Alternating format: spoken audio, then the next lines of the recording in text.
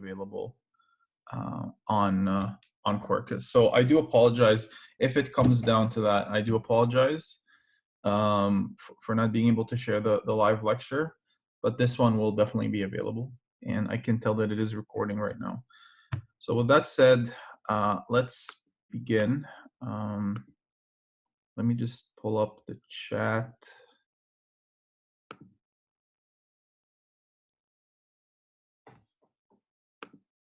Here we go.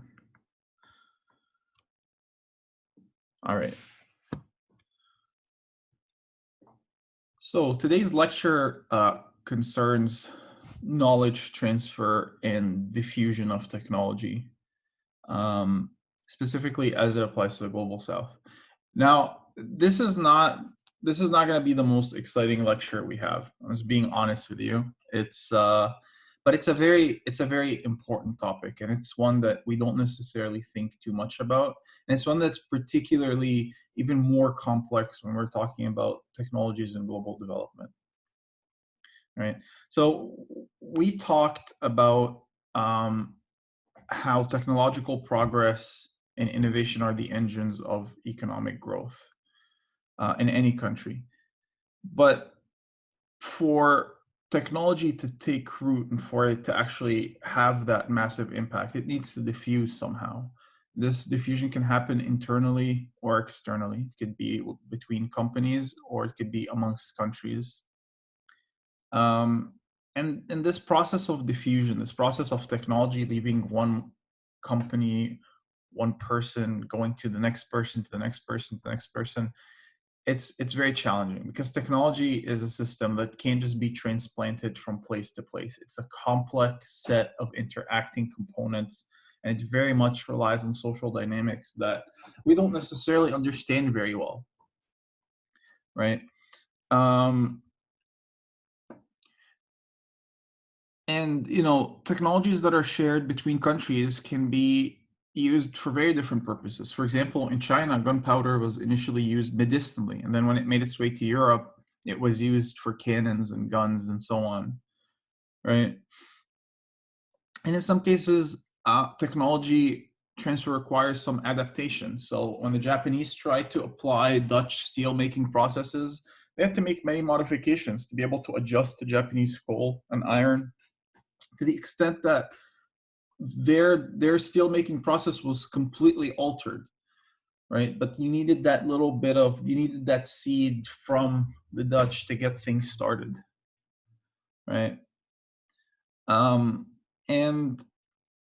the technology transfer is not always desirable. For example, something like tractors is a great technology, but if it's something that will displace a lot of workers, if it's a technology that won't create jobs, it can create more harm than good. A sad reality, though, is that which technologies diffuse is often they're often chosen by a very small group of power players that represent their own interests. So they'll pick the technologies on behalf of everybody else.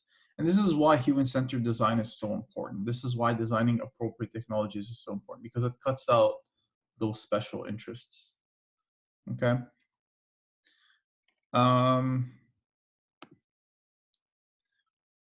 right, so just to begin, this is a very silly question, but I really want you to, crack your knuckles and start typing. If I used human-centered design, HCD, to conceive an idea that had a great business plan, it will be very easy to convince others to accept it and take it up. True or false? It's a very simple question.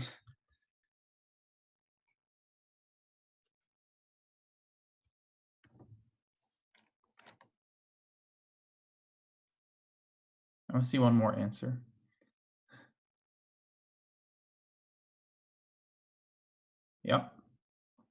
Yep. So Shrey got it. Getting buy-in from people is hard. Changing people's behavior is really hard. Change is, a tension between the current state and the desired state, right? And overcoming that is really difficult, especially when it comes to people who are risk averse, right? And we talked a lot about the challenges of getting people to adopt sensible technologies, right? But before we talk about this a little bit more, we need to talk about the difference between invention and innovation. And we've talked about this before, but I wanna hit it again because today's entire lecture is built on understanding what innovation is. Now, invention, we all agreed, is the process of coming up with a novel idea that nobody has thought of before, and it's rarely concerned with market needs. It's usually something that is born out of pure curiosity and a journey of discovery, right? Uh, Innovation is different. Innovation is different in some key ways. So, without you skipping to the next slide, I'm wondering if some of you can just give me your definition of what innovation is from your perspective. I'll give you a minute to type it out. And again, no shame in writing something that you're not fully certain of, or if it's not fully formed, but just give me your definitions, because actually the next slide I'll give you the definitions that some of my students from my previous years said, and good and bad.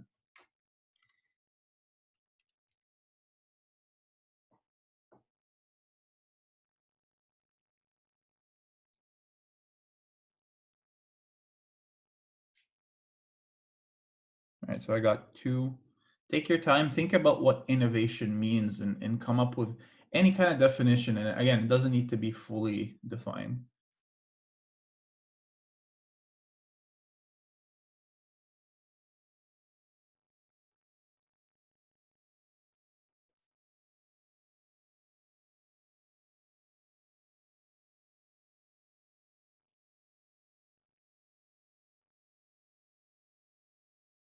All right, we're getting a lot of responses, so I'm gonna lower my chat box here. All right, I think we got some really good ones here. All right, so I'm gonna start reading them out. Um, so innovation is changing something that already exists into something that's better. That's a good definition. Nishad calls it out of the box thinking. So thinking about things a bit differently, applying a different lens to it. Yeah. Um, Invention is a new product, yes.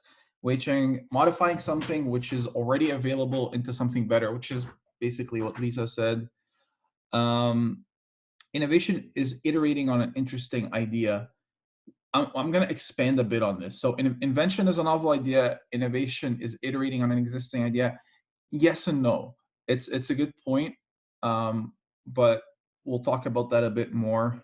Innovation is to apply something that existed into a better solution or a product. Yes, so taking something that exists out there and then finding the market need for it. That's how I had defined it last time.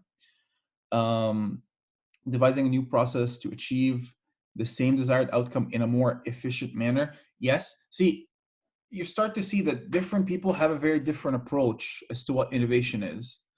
And then I'll pick one more. Innovation does not necessarily care about the market. Crystal, I would actually argue that innovation is more concerned with the market than invention. Invention is more concerned with me trying to chase some curiosity, whereas innovation is me trying to figure out what is missing in the market that I can either introduce a product to fill that gap or to make people do it better. So these are all great definitions, and from my previous years, these were some of the definitions that students provided, and there's one at the bottom that I got from the internet. So any idea that was perceived to be new by the individual, considering the adoption of the idea, not bad. Introducing a situation, introducing to a situation a means or an ends that is new to that situation, fair. Novelty in action, staying relevant, which is an important thing, because if everybody around you is changing the way they do things, you risk falling out of relevance. So innovating is a way to make sure that you stay relevant. Application of ideas that are novel and useful. And the last one is it's the specific tool of entrepreneurs, the means by which to exploit change as an opportunity for a different business or different service. It's all well and good. And, not all of these agree with one another. And so just to keep a common thread for the remainder of the lecture, I'm going to give you my definition. And it's not the definition. Um, It's not the only definition for innovation, but the way I describe it, it's either a novel idea, which is what we call disruptive innovation, or a significant change to an existing idea, and we call that incremental innovation, that generates value when implemented properly. Right. So the key thing here is not so much that it can be new or it's a change on what we do, but it's something that has to generate value, and it generates value when we implement it with a proper business plan, with the right partners, and so on and so forth. Okay. Liam asks, is A different from our definition for invention? Um, in a way, yes. Um, invention is, like I said, invention is very much oftentimes driven by a passion. It's driven by not necessarily somebody who is out there interviewing people and asking them what they think about it, but rather it's trying to come to a vision by coming up with very new techniques to arrive at that vision. And whatever comes out of it could be something that's entirely useless, right? But innovation is something that is out there and it's meant to fill some market gap. There is feedback that is deciding how that innovation is being shaped, how that thing is being shaped. Okay. If that makes sense, we'll keep the ball rolling, and if not, Liam, feel free to follow up with another question. I'm reading the questions as I'm going through the slides. All right. So innovation can present itself in different ways. Right? It could be a new product that fills a market need. And I give the example here of the Life Straw filter. It's a little portable filter that you can stick in a body of water and then just suck out of it. And there's a filter in the tube itself that removes any sorts of pathogens or silt or suspended particles in the water. Right. So this is a new product that is quite innovative. And innovation could be a process. So it could be a different way of doing something. And we talked about drip irrigation in our last class. It could also be a business or an organizational innovation. I wanted to talk a bit about Arvind Eye Hospital in India, which have a really interesting business model. It's basically a cross compensation model where they have hospitals in the downtowns of big cities in India where they charge people, a decent amount of money to get their eyes examined and to get eye surgery, and whatever profits they get from that, they plow into giving subsidized or free service to people living in rural areas with eye care problems. And because of the massive scale of their operations, they end up actually generating quite a bit of profit. And they ended up innovating cheaper lenses that they were able to manufacture in India to fulfill the massive need um, um, for lenses there. And innovation can come down to just simply, marketing something differently. It could just be improved packaging, distribution, promotion, or pricing structure, or even a delivery mechanism like the Nestle floating supermarkets that we talked about on our Reach lecture, in order to reach people who are far flung, for example, somewhere along the Amazon in Brazil.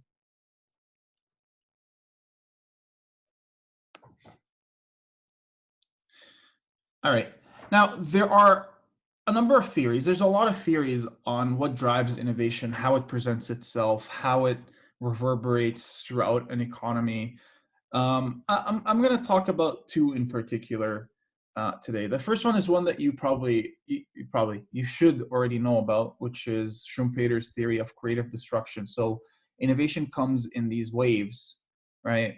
And oftentimes you have some kind of new invention that sparks further innovation. So electricity, for example, becomes widespread. And then we have a lot of appliances that rely on electricity.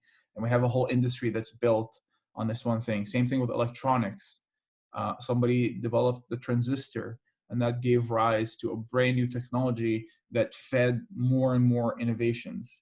right? And those innovations tend to come in waves, so they come and go and they come and go, right? So this is one theory as to how innovations start and spread in economies and why they happen. Another one is the Henderson-Clark model of innovation. And this one is best described with the story of Xerox. Now, you know, for people my age and people who are older than me, Xerox was a brand name that was unrivaled. Everybody talked about Xerox. It was sort of the preeminent electronics company. And you know, their bread and butter was basically selling these big ass photocopier machines for offices. And you know, they were so ubiquitous that the word Xerox machine means basically a big photocopier now. You know, even the word Xerox is a verb now.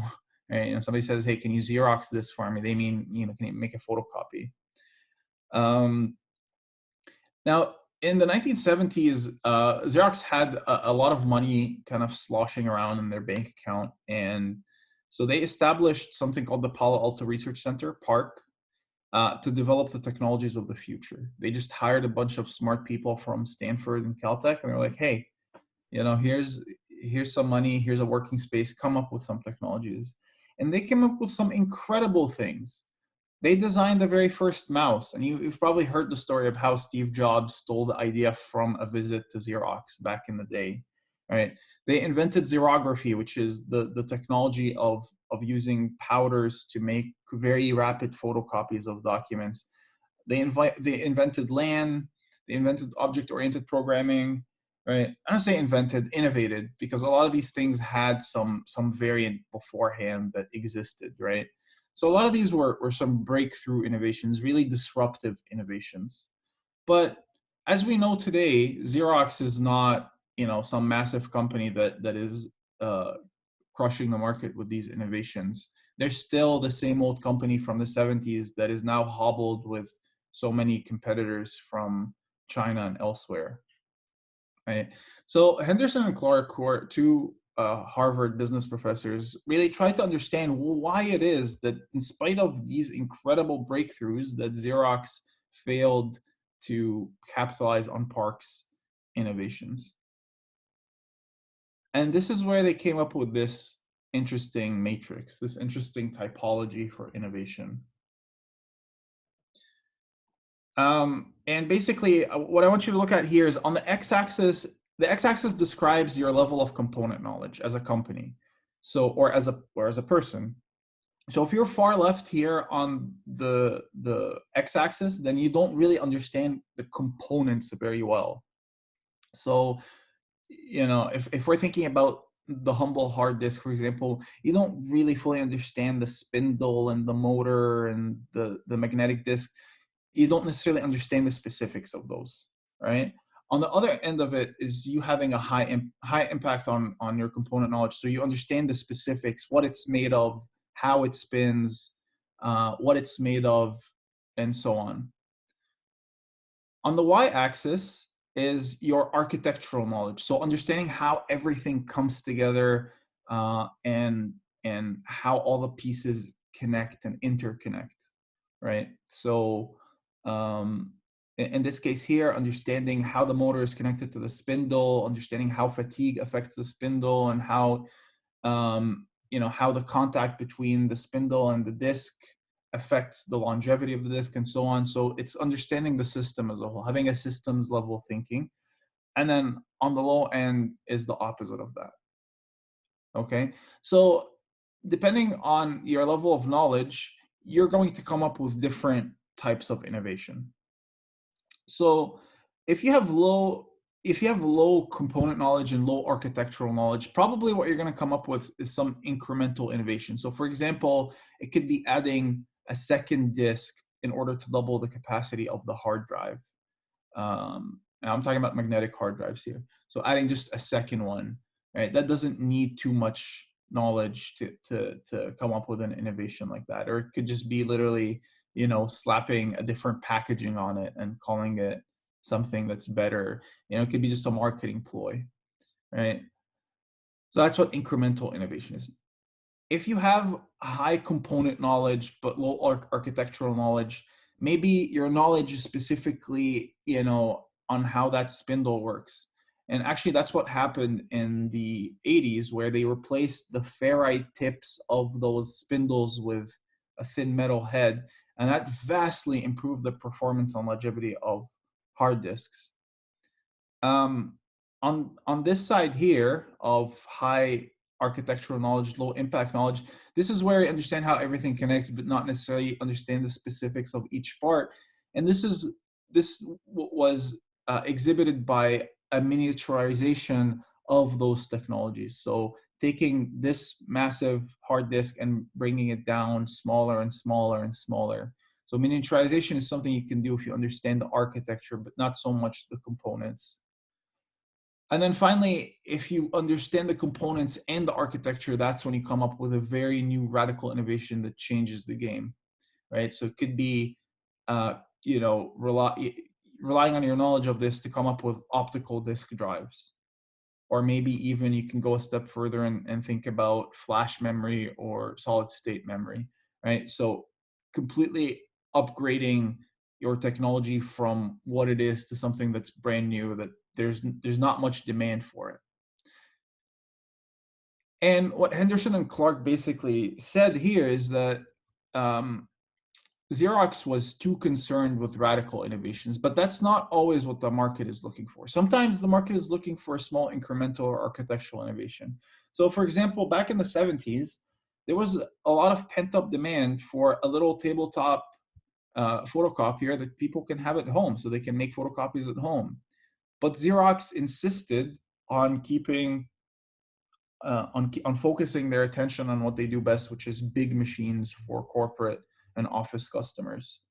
So they missed the boat on a huge segment of the market in this incremental architectural category, and they ceded it to Canon. So Canon, the Japanese company, came in and completely flooded the market, completely stole or ate rather Xerox's lunch. And after they were done with the consumer market, they started to make their own office size machines, and they started to eat into Xerox's profits.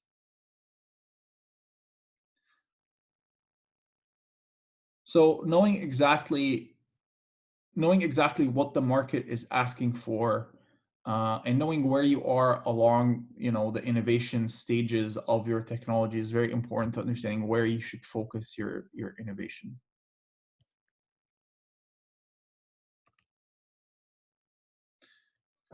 Now, on this whole question of disruptive versus incremental, new technologies that change the game versus minor changes on what is, uh, I think it's best described using this graph. I really wanted to draw it out for you, but I lost my pen for my Surface Pro. Um, but I think this graph does a good enough job. So what I want you to look at here is on the y-axis, you have your performance of a certain product. And when I say performance, I don't just mean how, like for a car, I'm not talking about horsepower. I'm talking about, how well your product performs compared to the price and compared to what the users want, right? So that's what performance means. So it's, if you can imagine, performance to price ratio is what the y-axis represents, and the x-axis is this time. So what we know is that as time passes, customers expect more performance. They want to see better performance out of their products, right? And for the incumbents, for the big companies like Xerox, they've met the customer needs a long time ago. And what they're doing is they're creating sustaining innovation or incremental innovation. They're just adding little bells and whistles, things like LCD displays instead of buttons on the interface for the printer or for the photocopier. Maybe a, a slightly faster barrel or something, right? So they're going to keep doing that. Meanwhile, another company is coming up with a brand new technology. Call it, for example, going from inkjet printers to laser printers, right? They're down here and they have this brand new technology, but its performance is not as good, likely because it's very expensive, so the customer isn't interested in it. But as those little, nimble players tinker with their disruptive innovation, at some point is going to reach a price point that makes sense to the customer. And this is where the incumbent, this is where the Xeroxes of the world get disrupted. And this is when the customers start to take the disruptive innovation into account. They start to actually use it. And on this cycle goes, right? It's not actually a straight line like this. It looks like an S curve. And so it's sort of an S curve that constantly goes up. So if you sort of draw, it's it's a shame I can't draw on the screen here, but it's basically a series of S curves that connect at the top of the S, and it keeps going up. This is how innovation feeds on itself and keeps improving. But at the same time, you need to understand exactly where you are along this curve when you're sitting on a disruptive innovation, because sometimes customers aren't necessarily looking for this. They could be looking for just a sustaining innovation that opens up a new market. Any questions?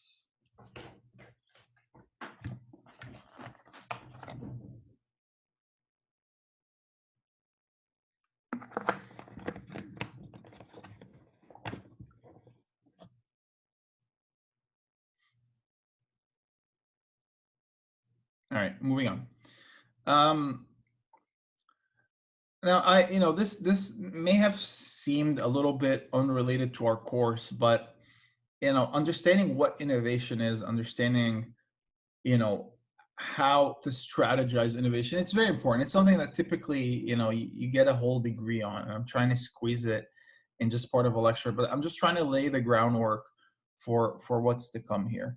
So when it comes to innovation, we've already talked about thinking about how to come up with technologies that are appropriate and that fit a market need. And if you recall, the first thing we start with is immersion, where you put yourself in the community, you talk to people, you try to disentangle um, root causes from symptoms, make sure that you're really you're trying to find a true pain point, a problem worth solving. And then you go home. Once you've done this systems level research with people and empathize with them, you do some research on your computer. You try to find out why is it that people are doing something the way they do. If you come up with a different way, what are the barriers, et cetera, et cetera. You then come up with a concept, some new technology, like something like the hippo rollers, something that people can just tip on the side and fill water with, and then use it to push water from point A to point B. And then you build a prototype, and you go and you talk to people, you get their input. And then once you're done with the prototype, you can go back and you immerse yourself. You try to understand exactly how that will fit in their day-to-day life. You go back, you do research, come up with another concept, you prototype, and on that process goes. Once you're happy with the results of the prototyping, you can move on to commercialization. So come up with a business plan, start manufacturing it, start building it. And at that point, people have to start buying it. They have to adopt it and use it. And once the first person adopts it, the next person has to adopt it, right? So the technology has to start diffusing in the market for it to actually be successful. And only when all these steps are done that you actually accomplish impact. Right? Now, these first 4 steps, we've talked about them before.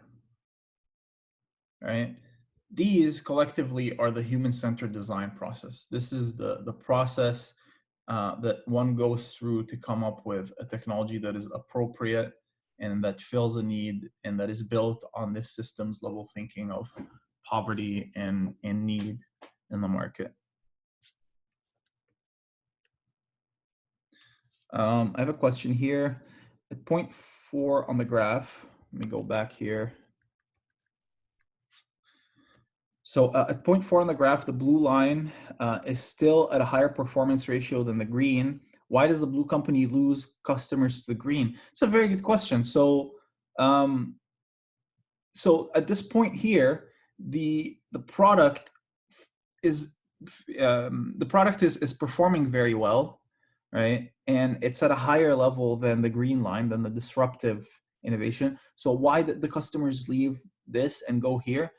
Well, oftentimes, giving people something that is above and beyond what they want gives you diminishing returns, right? So any point after this level of satisfying your customers' needs, you get diminishing returns, right? Oftentimes what you're doing up here is you're just defending your market share, and you're keeping people excited. You're trying to stay relevant, right?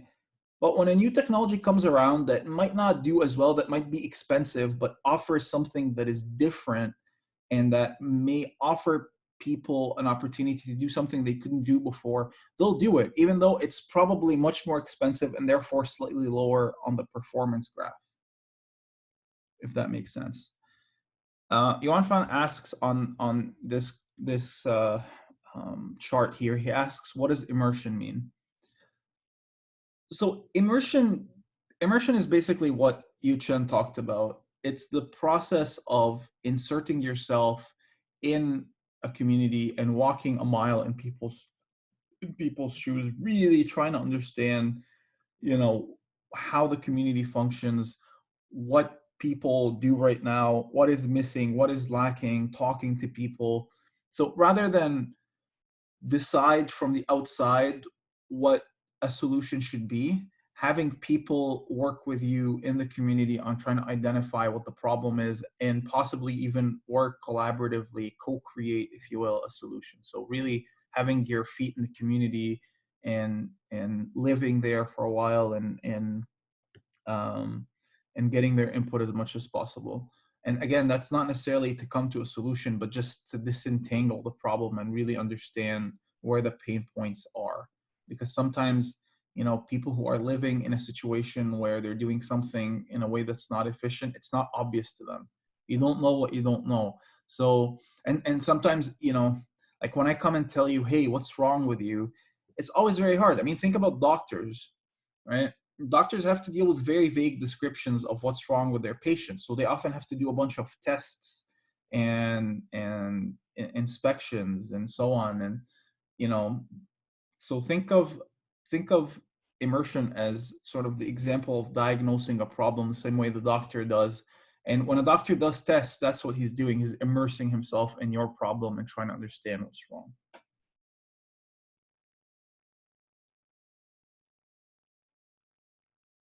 Um, Nishad asks, could there be any disruptive technology that will distort the market from Apple and Samsung currently?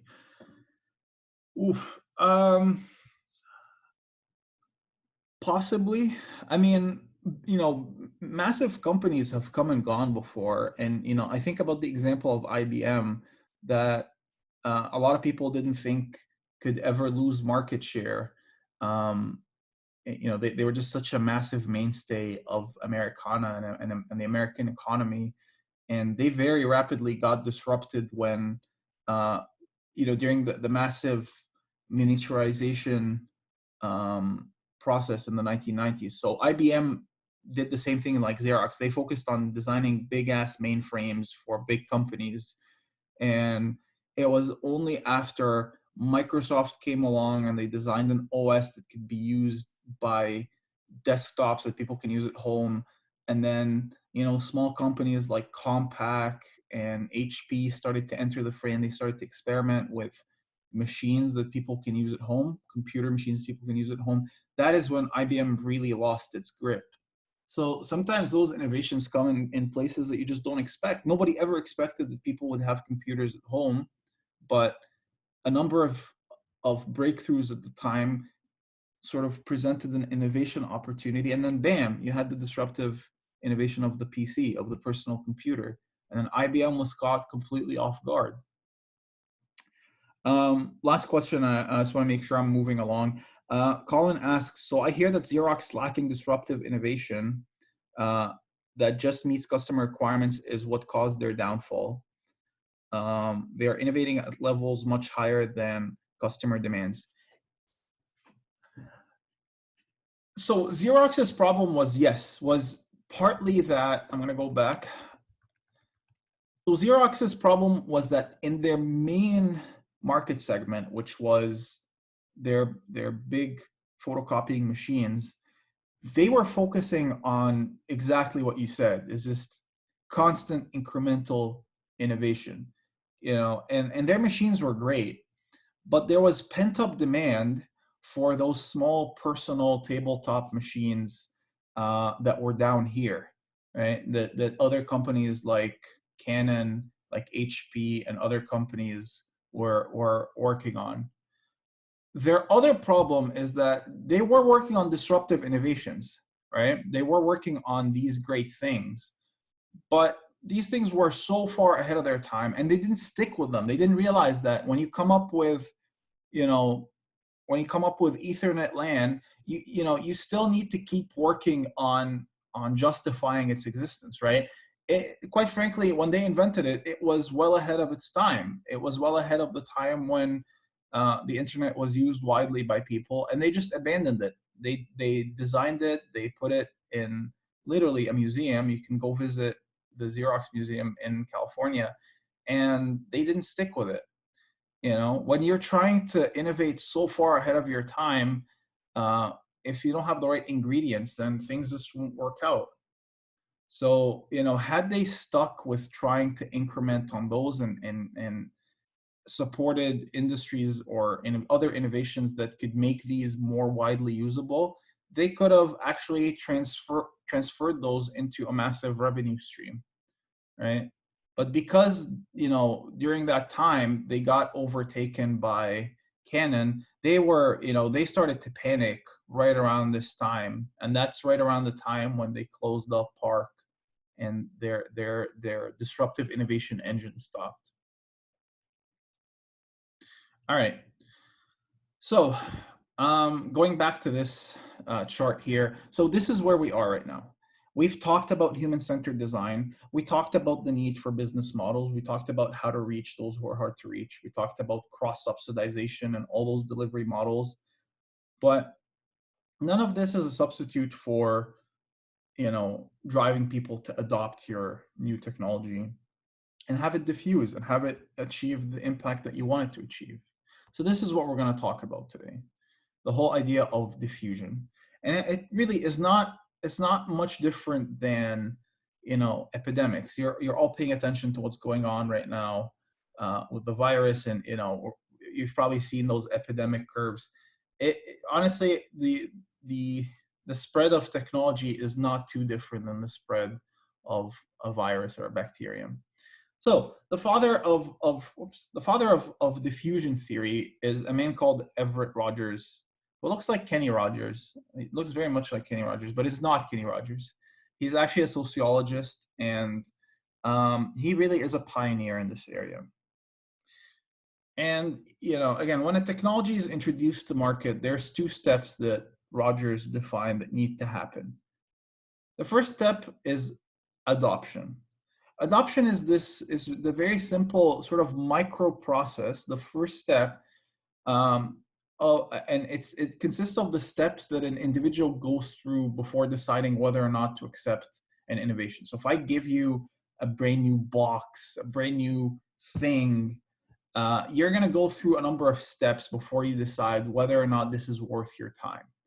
You people all make those decisions, not every day, but quite frequently. You're introduced to a new technology, a new app, a new something or other, and you don't necessarily know it, but you're doing some internal calculus to adopt that technology or not, right? A lot of us, even when we're browsing through the app stores, we're processing a lot of information, and we have a heuristic that tells us whether or not to adopt or even look at it at an app. Just click on it to see whether you want to learn more about it, right? So there are some steps, and he actually breaks those down. He wrote an entire book on diffusion of innovations that breaks this down.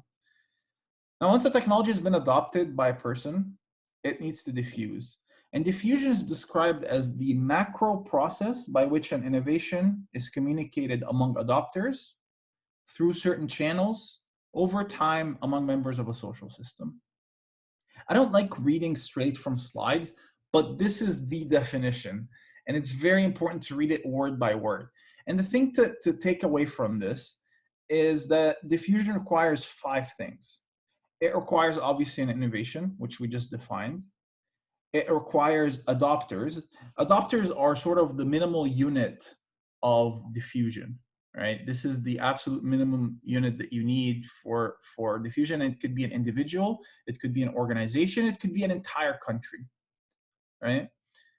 Those adopters will communicate through channels. So there are communication channels, right? So diffusion by definition takes place, among people, and the communication allows the technology to be transferred from one unit, one adopter to the next. So we're going to talk a bit about what those communication channels are.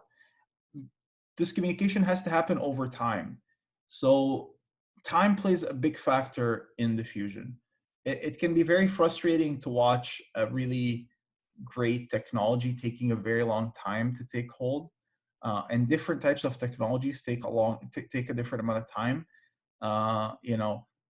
Preventative technologies like vaccines or what have you are typically not adopted very quickly, whereas reactive technologies like drugs tend to be adopted very, very quickly, right? And then ultimately, all of this exists within a social system, which is really, really important. Understanding the culture of the society in which a technology is spreading is key. Some cultures are extremely risk averse, in which case you can expect the diffusion to take a very long time or not to happen at all. Some systems have free media where information can travel more freely, and in others, the media is tightly controlled and it's very hard. It stifles diffusion. So again, understanding the social system within the innovation is spreading is very important, right? And all of this, comes from sociological theory, which tries to study why people behave the way they do. I mean, think about rioting, for example. Each person's decision to riot is their own, but it really depends on what others are doing. And there's usually instigators who are going to start shit, and then another person is going to pick it up, and another person picks it up, and then, a couple of minutes later, you have a mass protest on your hand. Right? We understand how rioting works. What Rogers did is he really took that understanding and applied it specifically to technology. Now, the other thing is that innovation spreads in a very predictable pattern. We're going to talk about this pattern right now, and it'll look very sensible to you. And he formed this theory based on a lot of studies that were done on the adoption of agricultural technologies, mainly in rural America, especially in the 1930s. So there were two gentlemen, Ryan and Gross, who studied the adoption of hybrid corn seeds. Remember, we talked about high yielding variety seeds last lecture. So Ryan and Gross were studying how these high yielding variety corn seeds were being adopted among farmers in rural America.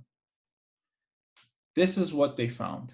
This is the graph that they produced and that Rogers produced. And you can see this is from a very long time ago, right? From the 1920s to the 1940s. On the y-axis here, you have the number of farmers adopting hybrid seed corn. And ignore the solid line for a second, just look at the dotted line here. So the dotted line shows you the number of new adopters, right? It really does look an awful lot like an epidemic curve.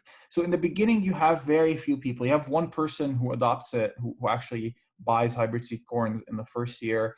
And then another one, or actually here it's 3, and then 5. It's not a lot, right? It's between 1 and 10 for the first 10 years.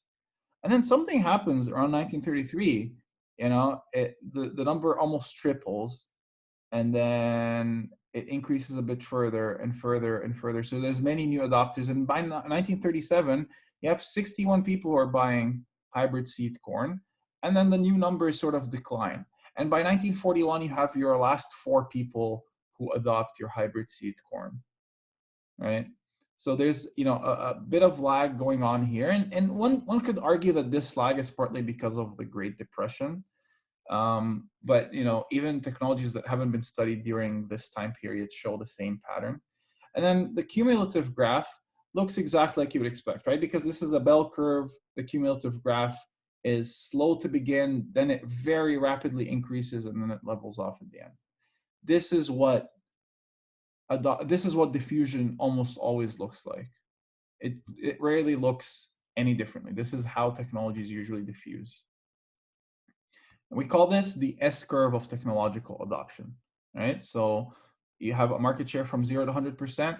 It takes a while for it to catch on, then it catches fire, and then at the end it slows down a bit, and then you've saturated the market. Okay. Now, what Rogers did, I feel like I'm talking too quickly, so I'm going to slow down a little bit. What Rogers did was that he started to notice that along this curve here, there are different segments, different kinds of people who are uptaking that technology at that particular time, right? Remember I said one of the key things about his diffusion theory is time, right? So he found that the first category of people here, he called those the innovators. These are the first 2.5% of people who uptake a new technology, right? And we're going to talk exactly about, the characteristics of the innovators. The next 13.5%, he called those the early adopters. You've probably heard this expression before, early adopters. Afterwards, the next 1/3 of people who are adopting the technology, so everybody from this point on till the 50% market share point, these are the early majority. And then after those, the next 1/3 is the late majority. And then the remaining 16%, we call those the laggards. These are the people at the very end of the curve who are not interested in your new flashy technology.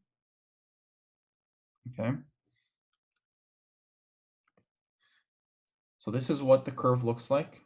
It's the S curve because it looks like an S, right? Now, if we look at a distribution of those different adopters, this is what it looks like. It looks like a bell curve, right? And this is the cumulative curve. So remember the seed curve. You have this is the proportion of new adopters, and this is the accumulation of the bell curve, right? This is integrating under the bell curve. Now, what Everett Rogers noticed was that you have from this point here, from the 0% market share point up until some point here, as you're climbing up this curve, whoever comes up with this innovation really needs to bust their ass trying to put out the word for it. They have to do a lot of legwork trying to get people to know about this technology and getting people to use it. And then you hit a certain point here, somewhere around halfway through the early majority, when you hit something called critical mass. Critical mass. You've probably heard that word used before.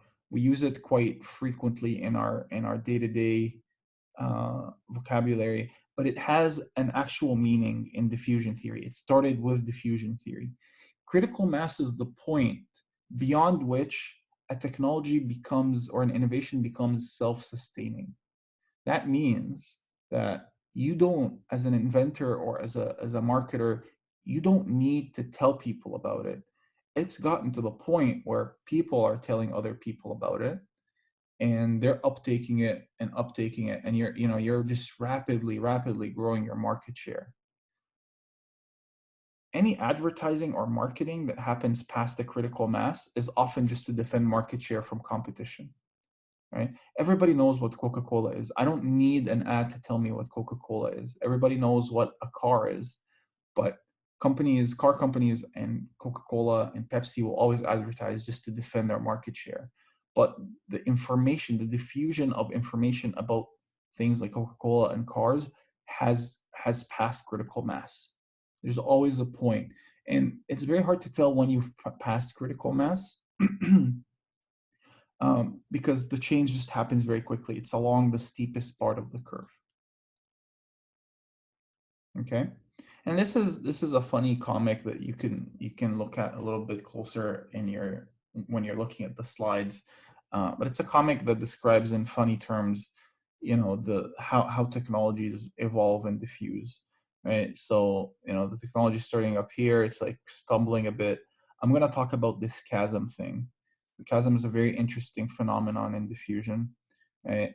And once it makes it to the top, then it's smooth sailing. So this is once after it reaches critical mass, it's just gliding down, and then it hits the laggards, who are people who just have no interest in that technology. And these are sort of different um, the different stereotypes of people who are innovators, early adopters, early majority, and late majority.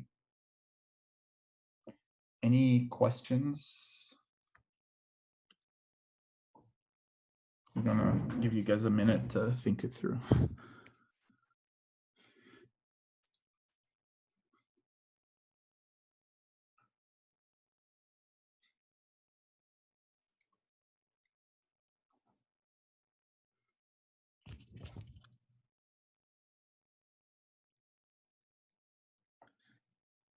All right, so Batin asks, can you re-explain the difference between the two curves? Okay, good question.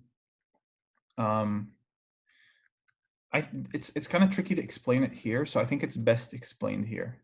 So it's just a simple normal distribution curve. The dotted curve here counts the number of new adopters, right? So at this point here, only one person adopted. At this point, maybe two. Well, actually here we know it's three, and then another 5 people adopted, and then 4 and 6, and then 1 and 6. So this is just telling me how many farmers that year adopted it. So, year 1 was Batin, year 2 was, Catherine and Lisa and Bob and Bill.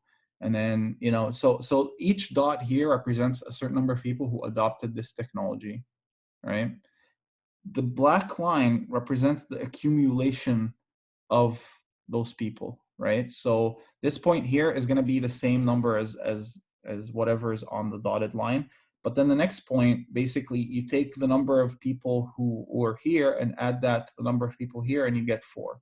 So if one person adopted it in year 1, 3 people adopted it in year 2, so 4 is the accumulation of these two. So on with 8. So if you had 4 people last year, 4 people this year, so it's 8, 12, 12 people, so it's 8 plus 4, you get 12, and on it goes. So it's just a normal curve distribution and the accumulation of people who are adopting it. So it's always going to reach some plateau when this number reaches 0. So when the bell curve reaches 0, you reach a plateau. Does that make sense, Batin? Great. And you can see the same thing with epidemic curves, right? So if you're looking at coronavirus cases in China, you'll see one new case, 5, 6, 6, 7, and then 20,000, 2,000, and then it whittles down. The black line tells you the cumulative of all of these new cases. So each one of those tells you, the number of cases per day or per year, and the black curve tells you the accumulation of those. So in year 1941, you just had 4 new people adopted it. But in all, if you count everybody before 1941 who adopted it, there's 257. So that's these curves. Perfect. All right. I'm going to talk about something, on this curve here. There is, I just described who are the people who the characterizations of people who diffuse the technology, but there is one set of people who are not here who are very important, and those are the change agents. Change agents are people who actually are trying to bring about some kind of social change in their community, right? And those are people who, those are people who are typically very similar to the kinds of people that you've read about in the excerpt from Malcolm Gladwell's book on the tipping point. So remember, we talked about in the book, he talks about mavens.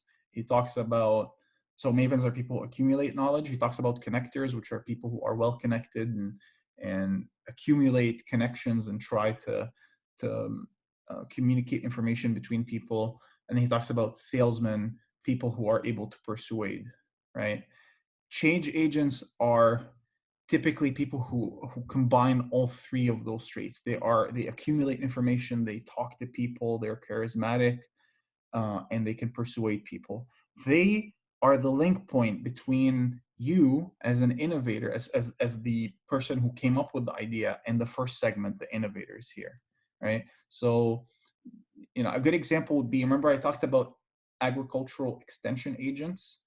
When we're talking about digital greens, I talked first about extension agents. So these are people who are usually college educated, who have done research and studied on what the best farming practices are. And then they go fan out and talk to farmers and tell them, hey, have you tried this different kind of seed? Hey, have you tried, consulting this chart, which tells you when the best time is to harvest your seeds? you know so there are people who try to create that link between the innovation from the lab to the person on the ground. They are, we also call them the gatekeepers. So they're the link between the hub of innovation, which is often a university or something, and the person, the innovator, the first adopter, who is often on the ground somewhere, right? um, and yeah, they fill any gaps in knowledge before the innovators take over. The innovators need to understand how technology works before they start to use it, so the change agents do that. And they're important because Rogers, he did a study and he found, he was just trying to see how often a change agent contacts an innovator, an early adopter, and so on. And he found that there's a lot of connections and contact between change agents and innovators.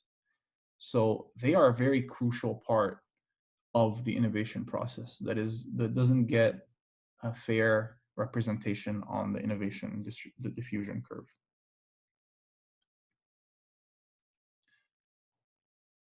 Um, Jackie asks, are change agents similar to KOL? Sorry, what's KOL?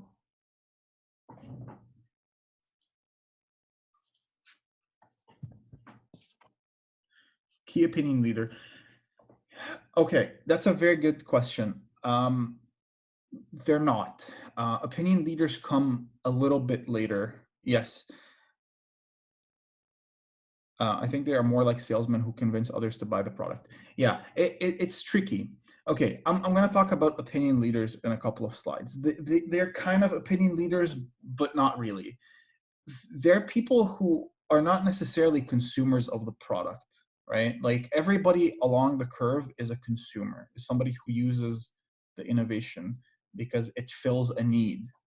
The change agents are not necessarily using it. The change agents are not farmers, but they speak with farmers, right? It's their job to, and it's their livelihood. And it's probably the case because they have a social connection with farms. That's why they act as the connecting point between fancy university people who are coming up with fancy technologies like mesh networks and the farmers, right? I can't go talk to farm. Well, I come from a farming background, but if I weren't, my business partner for Spiro, he didn't really grow up on a farm. He can't really speak the farming language. What we're doing makes sense for farmers, but we're not the right conduit for that information. So we need the right gatekeeper, the right change agent to go and just ignite the process, right? So there, if you can imagine, innovation is like, um, it's like a candle. You need to light a match to get it lit, and this is where they come in. Um, can you give an example of a change agent in something that's already big and established? Ooh,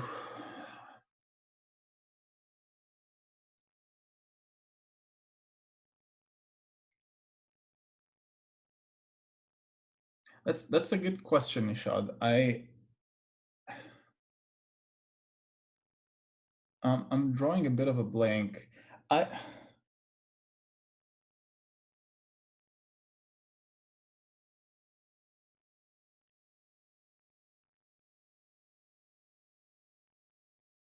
All right, here's an example for you. Um, consider consider 3D printing. Okay. Um, I used to work a lot, and I hope that the mechs who are in this lecture right now also do the same. I used to love using the machine shop in the mech building, right? But the people who work in the machine shop, and a lot of people who work in machine shops in manufacturing settings, their idea of manufacturing is using, handheld tools and lathes and mills, just standard equipment you would find in any machine shop, right? They are somewhat resistant to new technologies, and these are people who work at a university, right? Because there's some safety considerations, there's uncertainties, right? But by all accounts, a university machine shop would be considered an innovator versus a machine shop that has been operating for 50 years that is making, auto parts. So you need somebody to open up the eyes of the person running the U of T machine shop to tell them, hey, there's this new technology that can radically, it can produce parts to very tight tolerances that takes half as much time. And that could be 3D printing, for example. Now, 3D printing, the machines that were created by 3D printers, the people who came up with them, they don't necessarily know how to speak the machine shop language, right? They're often computer scientists who are designing, very specific vectors and paths for the spindle or for the injector, right? So you need somebody, you need a connecting point between the lab that designed the 3D printer and manufactured it and those machine shops. You need a change agent. You need somebody who kind of sits in both worlds, the lab world and the machine shop world. And they can potentially create that right connection and can help spark that innovation, right? And once that 3D printer is in that machine shop, you know, the guy who runs that machine shop is talking to his friend at another university, and then it starts to take on in the universities, and then maybe other machine shops in the auto sector take note of it, and all of a sudden now it's everywhere. Um, all right.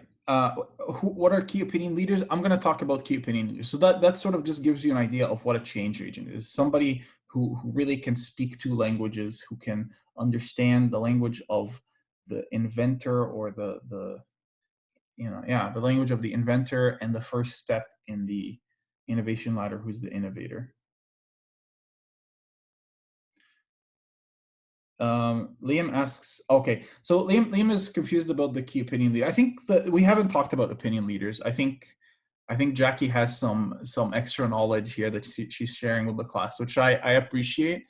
And we'll get to talking about opinion leaders in a minute.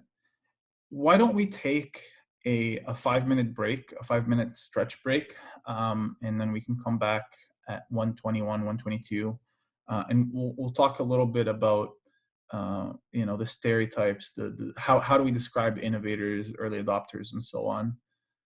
So we'll take a break, and if you have any questions, please drop them here. Meanwhile, I'll read some of the comments because there's a lot of comments here.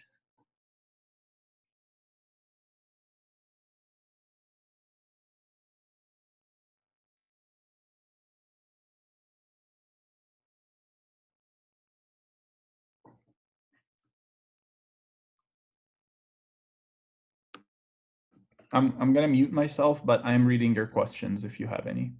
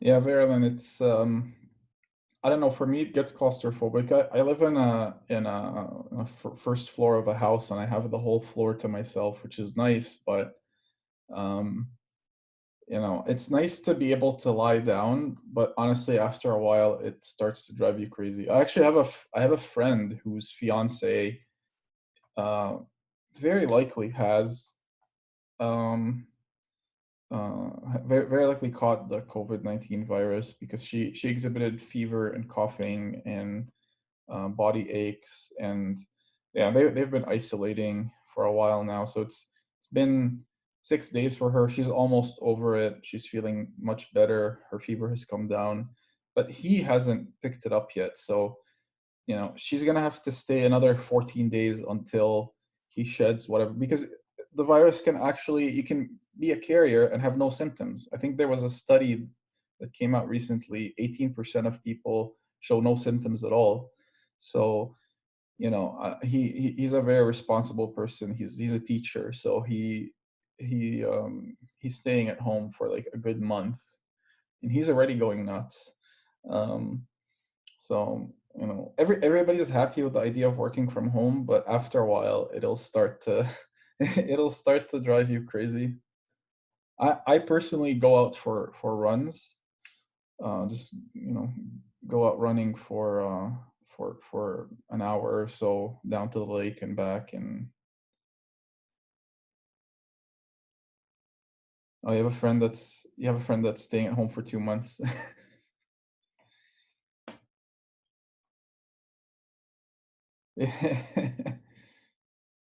She was forced to stay at home in China, yeah. Yeah, no, China don't joke about this. I have a friend in San Francisco. They have a shelter in place order, but people still go out for walks and runs, and they go out walking the dog and so on. In China, they did not let you do that. Yeah. I'm so thankful that people so many people are being cautious about this. Um I'm quite troubled, not so much by, it's always the lower income countries that you get scared about, but I worry about America, where people are not used to being forced to lock down. Um, yeah, no, it is a social responsibility. It's almost, I would go even further. I would say it's what's the word for it? It's a patriotic responsibility. And it extends beyond your borders too, right?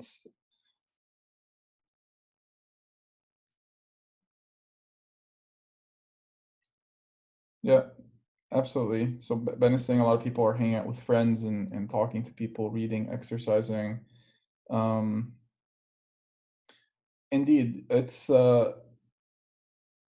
honestly, this virus will definitely change a lot of things. Even when it's long over and it's behind us. Yeah, I really hope that it makes us better people, and I think especially about America, where America is built on this whole idea of rugged individualism, of you know every man for himself, and only the strong survive.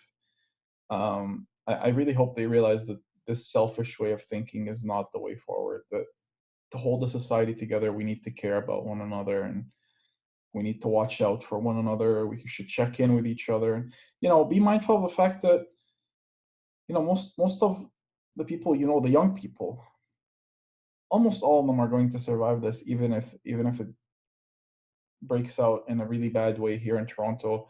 But keep an eye for their mental health. Being locked at home for long stretches, it's again, it's fun when you're halfway through the semester and like, oh, thank God I don't have to go to school. But after a while, all of you are very smart and keen and hardworking people. You're gonna get bored. You're gonna want to go out there and do something. You're gonna be hoping, like, man, I hope Ahmed was around to give us 2 hour lectures on diffusion and ag development. So keep checking on people, make sure they're okay. Um, Check on your family as well. Keep hanging out with them, and I, like Ben said, I hope that you're in a position where you can tough this out and go some time. without income. It's unfortunately a challenge for all of us. Um, but yeah, Jackie's been practicing her cooking skills. I should as well. Um, I I've been trying to conserve my food as much as possible, just because I don't know if something might happen here that might cause people to freak out and then go on another panic run. But so far, it's been quite civilized here. All right, good chat. Literally just talking to myself out here, but it's nice to have the chat box to keep me company. Um, okay, I hope everybody's back and ready for the rest of the class. So we talked about the different categories of, or rather the different classes of people who adopt and diffuse a technology. Now let's break it down and talk about it in a bit more detail. So let's talk about the innovators, the first set of people, the first 2.5% of people who uptake a new technology. So if we can summarize them in one word, if we can summarize them in a catchphrase, it's new stuff is cool, right? Wow, I really like new shiny things. They tend to be cosmopolitan, very well connected. They tend to be wealthy. Oftentimes, they're celebrities in their own little world, right? And if it's a farmer, yeah, there are some celebrity farmers, and there are some people who are very highly respected, who have a lot of clout. Um, they also sit close to the well springs of innovation, but not necessarily in them. This is why you need the change agents to bridge the gap between the wellspring and the innovator. They tend to tolerate risk pretty well because they're wealthy. So as an example, it's hard to find a good example, but I gave you the example of Gordon Ramsay showcasing something like a new knife or something, right? And the challenges with innovators for the diffusion process is that they typically want unrestricted access to the technology. These are the evangelists. They really want to tear it apart. They want to look inside and out, and they typically want a heavy discount on it because they command so much importance in the process of innovating, of spreading the technology, right? So this is what we can say about the innovators. Now, the early adopters are kind of similar, but not the exact same, right? The catchphrase for them is interesting idea, but I want to hear a little bit more. They want to dig a little bit deeper than the innovators. Their risk appetite is not as high. They're typically charismatic, they're trustworthy, they talk to a lot of people, right? But they're not as flashy and as high profile as the innovators. And, going to who was it? Jackie's point about opinion leaders. So among a lot of the early adopters, that small proportion of people at the beginning after the innovators, there's a lot of opinion leaders. What the heck are opinion leaders? Well, opinion leaders are people who consume news and then they pass it on to their social network, right? Um, and this is, opinion leaders are very well studied in the field of media. And one very well established fact, which was applicable up until social media, was the two-step flow process of media consumption. So typically, media is consumed by opinion leaders, people who are respected, and then they pass on, they digest that media, and then they pick and choose what to disseminate to their followers. Now, you might say that social media has democratized everything and, we don't need opinion leaders anymore, but you would be surprised. I mean, think about Twitter, right? Like when you follow somebody on Twitter, he or she is an opinion leader. They're consuming media and then they pass it on to you to tell you what to think.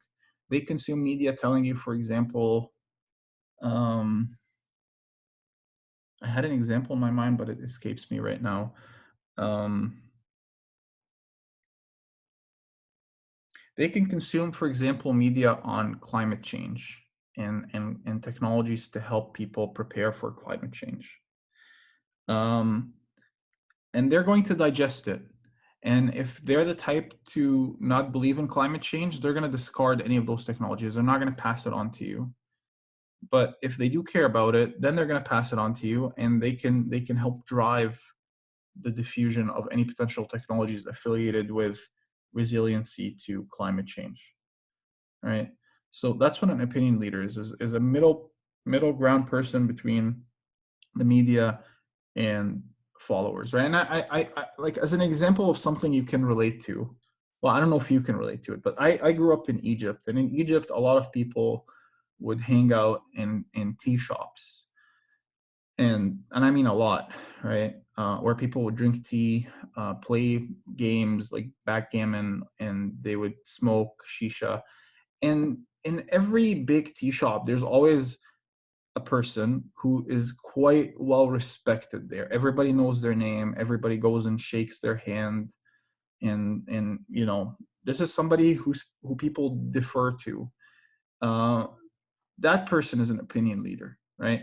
Especially when it comes to politics, that person consumes political media and political knowledge, and then they pass it on to their followers. And so, you'll find that a lot of people who hang out in those same circles tend to have the same opinion, mainly because the opinion is driven by those leaders. Okay.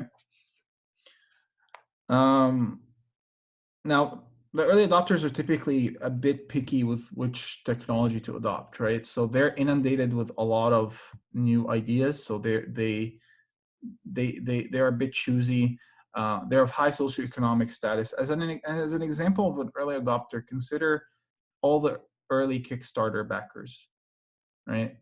People who literally put down money to try to push a technology along, right? They're a good example of an early adopter, somebody who's eager to get their hands on something really quickly. But the challenge with them is that they typically want a very rapid fire time to market. They want their hands on that thing ASAP. And they want it, they have some tolerance for it. Like, if it's not perfect, that's fine, but they want it in their hands. So I have two comments down here. Same in Turkey. Yeah. YouTubers and social media influencers, I would say they kind of straddle the ground between innovators and early adopters. It's hard to, a lot of these theories were devised back in the 40s and 50s up until the 70s, and so trying to find the right language, like words like influencers, it's tricky. That's why I struggled a bit when Nishad asked, can you come up with an example, a real world modern example of change agents? I'm like, yeah, like, give me a minute, because it's tricky to think about it, because the world has changed so much. But even though it's changed so much here, it hasn't necessarily changed that much in a lot of rural, remote, low income places, where information still travels the old fashioned way. All right, so now we covered the first two segments, the early adopters, the innovators. What about the early majority? This is a very large and a very important group of people.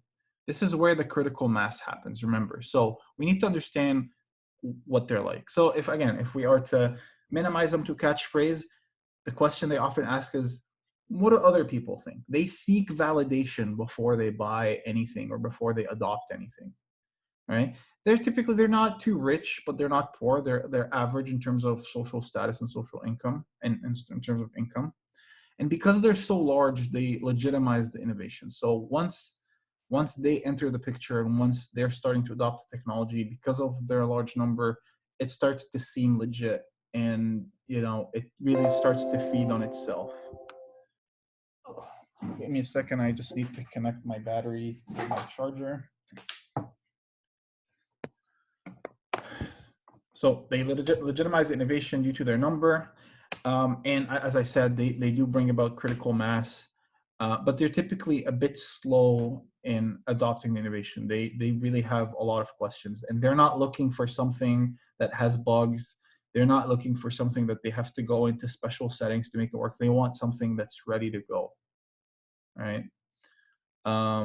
the challenge there is that they often expect very strong references from others in their own social circle. They want to hear people telling them that it works, right? And I like to think of the early majority as being suburban people who don't take huge risks, who live in small bubbles, and who often don't want to seem weird by adopting a new technology. They're really looking, they meet people, at um, at mosque or church or synagogue or what have you, or some religious gathering.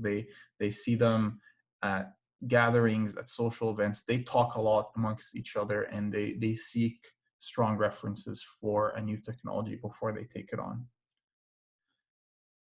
The late majority are people who, in a way, feel like they don't have a choice. Like, it's too late now, everybody's using it, so catchphrase could be, well, I guess if I have to, right? So they tend to not be particularly wealthy.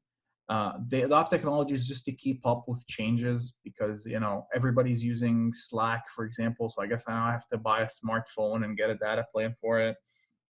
In the international development sector, we talked about Aadhaar.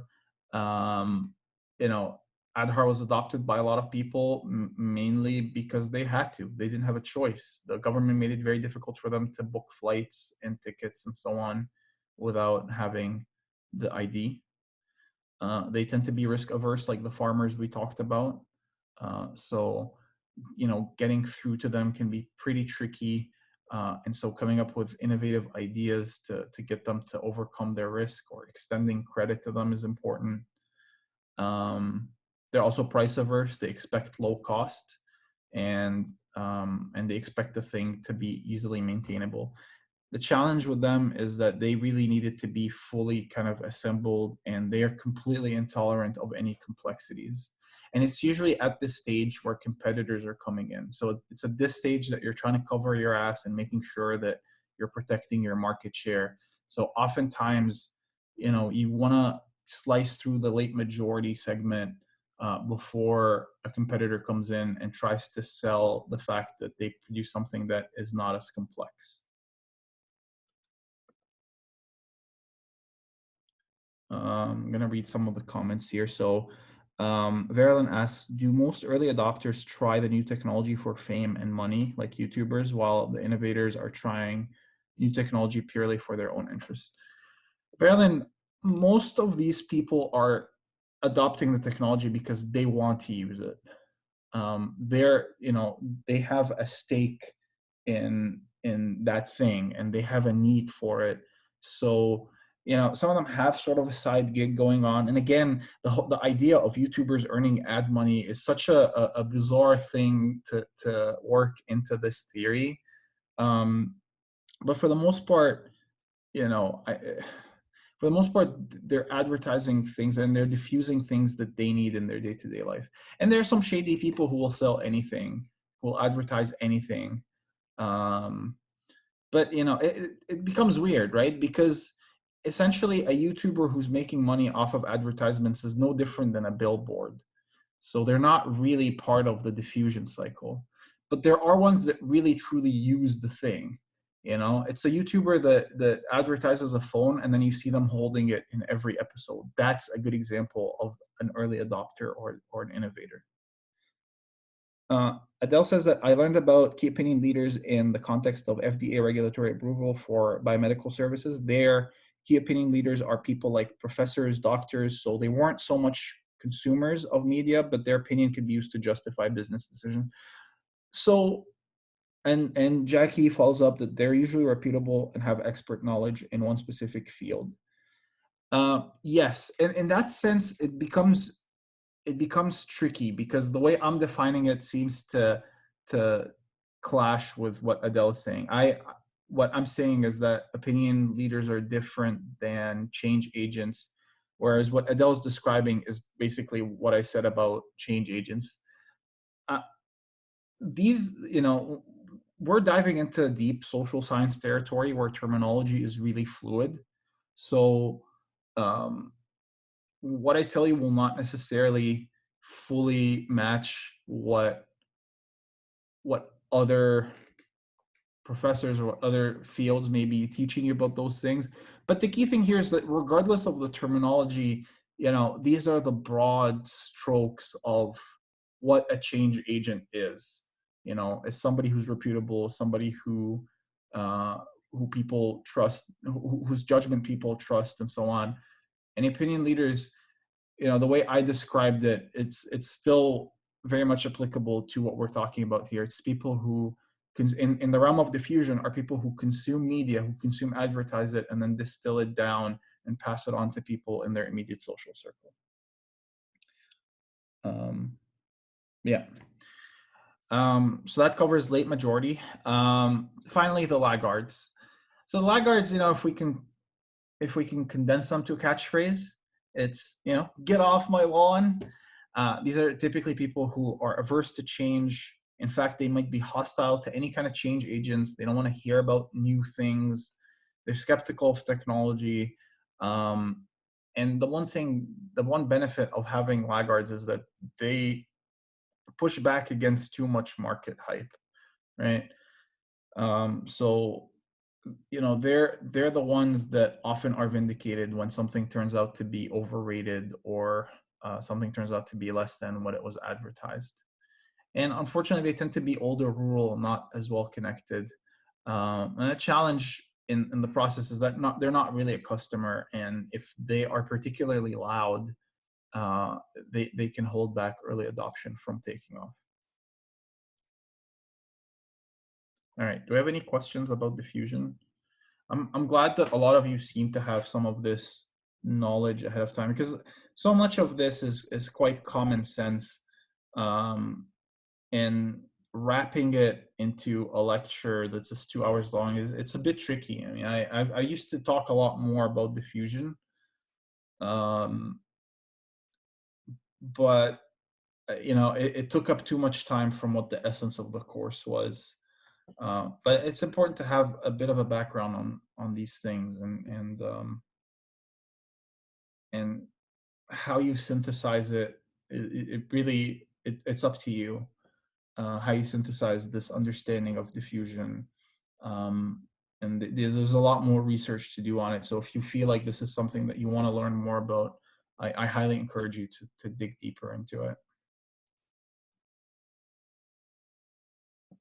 Okay, so now we talked about diffusion. Now let's talk about adoption. Remember, adoption is that micro step of it's the step where, back up for a second, it's the process that describes the steps that somebody goes through before they decide whether or not to adopt a new technology.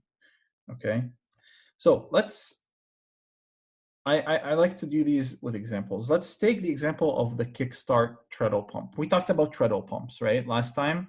Kickstart is a company that manufactures them. So again, it's like a little Stairmaster, and it pumps water from point A to point B. All right. Now, I jumped too far. Well, actually, I was going to ask a question, but it would take a bit too much time to go through. Now, when we're talking about a farmer like this woman, she goes through a number of steps before she decides whether or not to adopt the technology. And so the first thing is that she needs to become aware of it. The first step is this knowledge step. She needs to become aware of the technology, understand how it functions, how it works. Is it easy to use? Does it take too much pressure, too much time? Am I going to break a sweat using it, and so on? She's going to learn these things, and then she's going to either form a favorable or unfavorable opinion about the pump. If it's unfavorable, then you're done. If you weren't able to persuade her that this thing is good and that it works, she's going to throw it in the trash. She's never going to think about it again, right?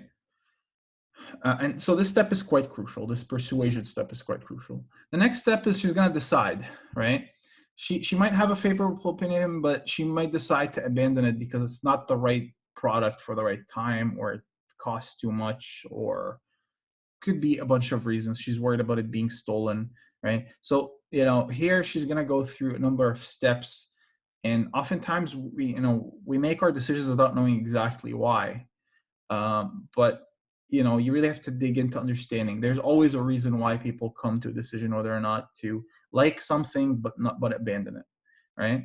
But for the most part, if you have a favorable opinion, you will engage and you will adopt it. Then you will install it on your farm once you've gotten credit. You're going to use it for a season, and then you're going to evaluate the results of your decision. So what that means is that you're going to compare the outcome, the extra crops you got from it. You're going to compare that with what you had expected earlier during the decision phase, right? So, it might have increased your crop by 10%, but your expectations were 50%. So you'll be pissed. And, at this point, you might break the diffusion cycle.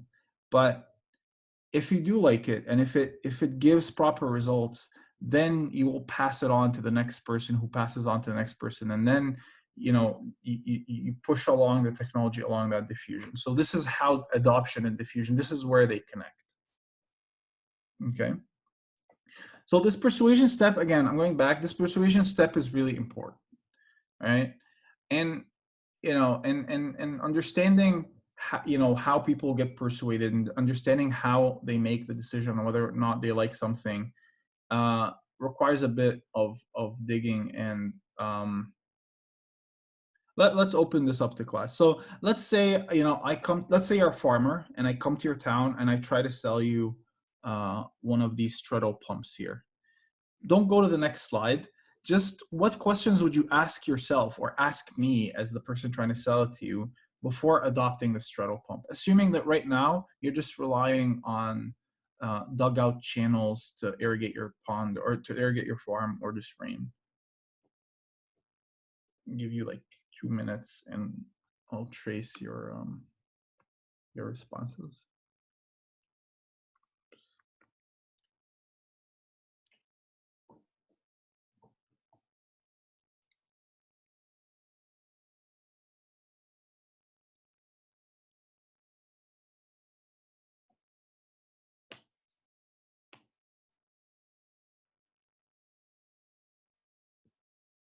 Mm-hmm.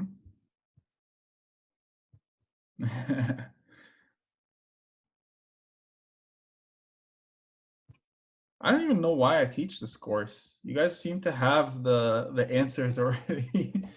But I think if nothing else, I help bring it together. So I think that's great. I mean, that covers so much of it. I'm going to start reading them. Feel free to keep writing. I'm going to scroll through. So Crystal said, how much does it cost? Namit says, how much time am I saving by using it?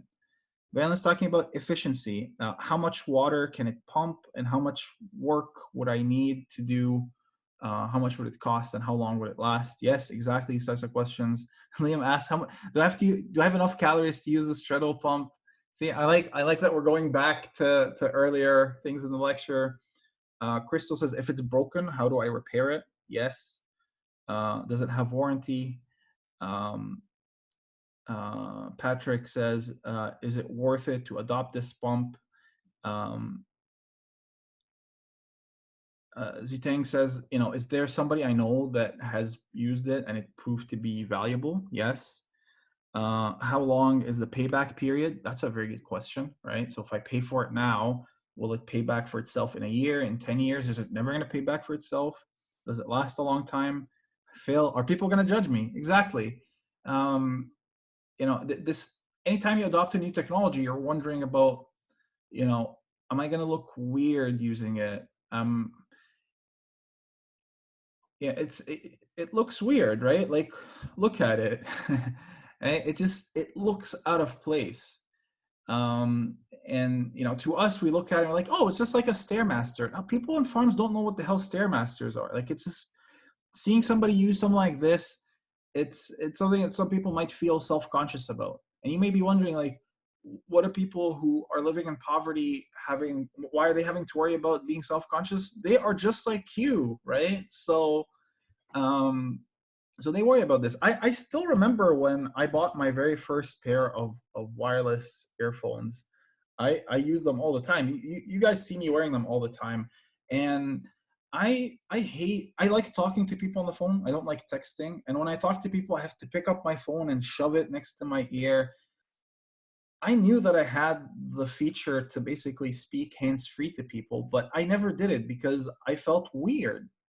I felt that people would look at me funny, but now everybody does it. Now I have no trouble, walking into a public space and talking into my earphone because now everybody does it. So, this peer pressure is quite important. Um, is it durable? The benefits versus adoption costs, and so on and so forth. So that's exactly right. These are the types of questions, so when we're going back here, we're talking about, when you're making a decision to adopt or not adopt something, you're going to ask yourself questions. And, broadly speaking, these are the categories that the questions fall under. So does it do things better than I currently do them? Which is, you already said that. If I use it, does it fit with my current farming habits? Am I going to have to take too much time pumping water using that thing that takes away time from, you know, me doing other things on the farm? Is it culturally suitable? Obviously, this is always a good question to ask. So these are all the questions that relate to human-centered design. Is it easy to use? Is it easy to maintain? If it breaks, can I fix it with components that I can find nearby? A very important thing is, you know, people who don't have much, they don't throw away trash. They always try to reinvent things and find other uses for it. So can I use it for things other than irrigation? Can I use it to pump water for my tank? That's water that I can consume because I only get 2 hours of water a day into the tap stand, which is 10 kilometers away. So can I use it for potable water consumption? Can I try it first? And then the last one is what Phil said, will people judge me for using it? So these are types of questions that are very important. We don't necessarily ask ourselves these things as engineers, but it's part of the calculus of coming up with technologies that can diffuse. And they're not all the same questions as the ones that come out in human-centered design. So and they're not questions that necessarily come up during the business model either. So it's a whole set of other questions. It introduces an extra layer of challenge for imparting impact with a technology that's great. All right. Now I'm going to go back to diffusion and I'm going to start wrapping things up here. Again, remember, diffusion consists of innovation being spread by adopters through communication channels over time in a particular social system. Now, I won't necessarily kick this one to you because it's a very simple question. What are the communication channels necessary to convey the benefits of the treadle pump in a low-income community in India? I mean, typically it's what you would expect, things like radio, TV if you're lucky, print advertising, but not very likely in a small farming community because people probably are illiterate and don't read. But really the key thing is, and this applies to high income, low income, middle income communities, is that predominantly the main communication channel is informal conversations. It's me talking to friends, telling them about a new technology. People just trust others in their immediate social circle, right? And so this is sort of the main channel by which information spreads these days. And the spread itself is getting faster and faster and faster. As communication channels are becoming more efficient, through information communications technologies, the time it takes for a new innovation to spread is very fast. So if you look here at the car, right? So the car started its journey down here at 0%, and then it rose, hit 60%, stumbled for a while during the Great Depression, and then the war, and then it picked up again. So you see, it took the car over 100 years, and it didn't even get to 100% saturation in the market. Meanwhile, you look at the internet, it kind of hit its stride in the 90s, and it's rising very quickly. And this chart ends in 2005. Given how fast these things are, I should find a more updated chart. It's probably somewhere, up here. And that's in America, by the way. So because of more efficient ways of communicating, diffusion rates are getting very fast. And it doesn't take as long to get to a successful point as you would have had a while ago, but this is not necessarily, any of these technologies take much longer in lower income countries because of the risk aversion, the lack of credit, and all the things that we talked about before. Now, in terms of what determines the rate of innovation, like I said earlier, it depends on the type of innovation. So if it's something that's preventative, like vaccines, fortified foods, bed nets, they tend to not diffuse very quickly. Whereas reactive innovations or flashy consumers innovations don't have that struggle, right? There's also issues with cultural factors. So, we talked 2 classes ago, we talked about hygiene. We talked about the issue of menstrual hygiene management. Diffusing a new technology in an environment, in a cultural environment that considers menstruation to be taboo is really hard, right? So there are traditions and there are gender dynamics that are at play here. And if you're working across cultures, there's always suspicion of outsiders and outsider knowledge, right? Now, obviously, the more ICT is information communications technology, so internet, SMS, phones. The more you have that, the more it's possible for technology to travel. It also depends on what pricing structure you have. So there's penetration pricing. So if you come up with new technology, use penetration pricing, you often apply that when you want to increase your adoption rates very quickly. So you offer something at a very low price, just like Amazon does, and you build up market share. You up until a point where you feel like you command enough market share, then you start increasing your prices to make a profit. And then there's the skimming model where, and this is very common in the biomedical industry, where you price something really high because you're trying to get your enthusiastic early adopters to recoup your your R&D costs quickly. So these are 2 models, and so obviously going with the first one means that you have a much faster diffusion rate. And sometimes a slow diffusion rate is not bad if you're in an environment where there's not much competition to worry about. And the last one is homophily and heterophily in the community. So what are homophily and heterophily? Homophily describes the degree to which 2 people are alike. So I mean, most of us, even though our class is very diverse, um, uh, in so many ways, we are kind of homophilous, all of us, because you're all well educated. You live in downtown Toronto. You're all quite cosmopolitan, right? You skew towards certain political beliefs, probably. Information spread among you is kind of pointless. Like oftentimes when I'm sharing a funny video or something with a friend of mine, they've already seen it because we have the same circle of friends and information has gotten to them before. So homophily is not good for diffusion, right? People who are, highly similar, there's very little technology transfer. Similarly, people who are very, very different, like you and your grandparents, for example, there's probably not much technology transfer because you don't speak the same language, right? You want a community where you have sort of, it's like a semi-heterophilous community where people are different enough that you can drive diffusion, right? People who are different enough that they might not have heard information from the same source to come together and share knowledge. Now, the last thing I'm going to talk about is the chasm. The chasm is sort of the valley of death between the early adopters and the early majority. The problem here is that the early adopters rarely talk to the early majority. There's not much of a connection there. There's a natural connection between the innovators and the early adopters, but there's a huge difference between these 2 people. The early majority are people who seek validation, and they are intolerant of huge change, whereas the early adopters are people who are risk takers who can tolerate bugs, right? So there's a huge difference here between those 2. And as a result of that difference, there's a good chance that early adopters might abandon the technology and are distracted by the next big thing.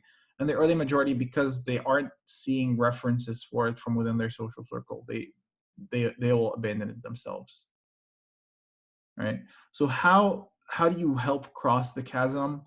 Well, there's a whole book that was written about the topic, about on the topic by Jeffrey Moore, and I basically summarize everything in the book in these three things. The first one is segmentation and market positioning. So realize that you can't diffuse a whole market. So break down the market based on geography, so where people are, where they live. Um, Psychographics are, things like your lifestyle, your interests, your habits, and behavior are things like risk aversion and so on. So pick a segment, pick a particular part of the country, a particular age range, a particular lifestyle and risk aversion level. Pick that niche, and drive out the competition and try to push that as far as you can. And then once you've conquered that segment, you move on to the next one, next one, next one. That really reduces that chasm, right? The more that segment is well defined, the more it's easy for you to focus your efforts on helping cross the chasm. Um, the other thing is, trying to make both sides happy, the adopters, the early adopters, and the early majority. And to do that is to come up with a whole product. A whole product is something where you have the generic product in the middle that gets the early adopters excited, but it also has some enough bells and whistles that it makes the early majority happy, right? So it has debugging techniques, it has standards and procedures, it has additional software, right? So these are not necessarily thick and completely bug free, but it helps sort of create enough for the two segments to make them happy. And the key thing is never overpromise. Never tell the early majority, or never tell anybody that you can give them more than you can, because once it gets to the early majority, they don't like when you can't meet their requirements. But the early adopters are a bit more risk tolerant. And the last thing is something that we talked about before many times: the importance of finding the right partnerships, the right partners to help you diffuse that technology and push it along and help you tackle the competition. So that's it. The very, very last thing, I swear, I know it's 201. This is a quote from Everett Rogers' book. The S-curve is pretty ubiquitous, but some innovations do not necessarily display an S-shaped rate of adoption. This is not canon, what I talked about today. This is not how it's always going to be, but it is exhibited by many technologies, by many innovations. But take it with a grain of salt. Realize that, just because it's a new technology, it's something innovative, that it's always going to follow that profile. Things can change, and conditions might be different. So with that, I'm going to let you all go. Our final lecture is next week on Tuesday on monitoring and evaluation. It's going to be fun. It's going to be short. I promise it will be short. And then we'll have our guest lecture on Thursday with Josh Volkema. I'm sure it's going to be a great lecture. He's a good friend of mine, and he used to work at World Vision, and now he's running the entire data analytics department at World Vision. So he's really into data-driven decision-making and development. And like I said, I will post up the pitch schedule shortly, so early next week.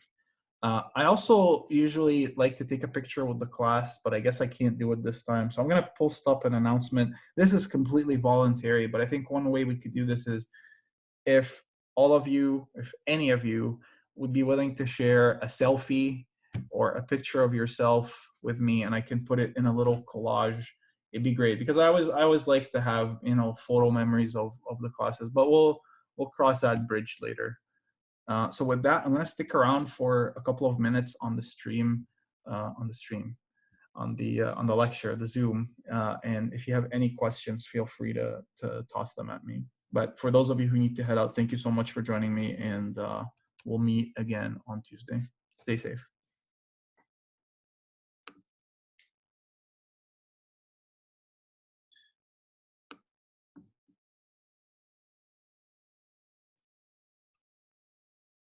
All right, I have a question here from Nishad. Again, you guys can leave. He has a broad question in terms of change agents, and it's pretty big. Okay, I'm going to read it. So there's a stereotype of, or this mentality that somehow became negative over time, or someone may come up to you with some sort of new innovation or some donation that's for good cause, and but the first instinct is for people to say no or refuse. Typically, I guess, uh, which also includes in LIC's people who come up to you like this is usually to take advantage of you in some way, or doesn't provide all the information, or some sort of pyramid scheme. Yeah. But when someone who genuinely wants to spread the news of a good innovation, people just don't bother with it because of that mentality. How can we overcome that type of mentality? It's probably, ooh, okay. That's a very good question. It's a very good question, Nishad.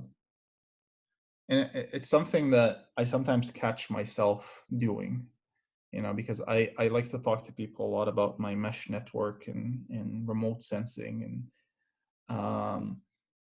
And sometimes when I'm telling people about it, I feel like, am I this crazy pushy salesman who's trying to get you to get excited about something that you just don't want to say no to, or that your instinct is to say no, not interested. Um,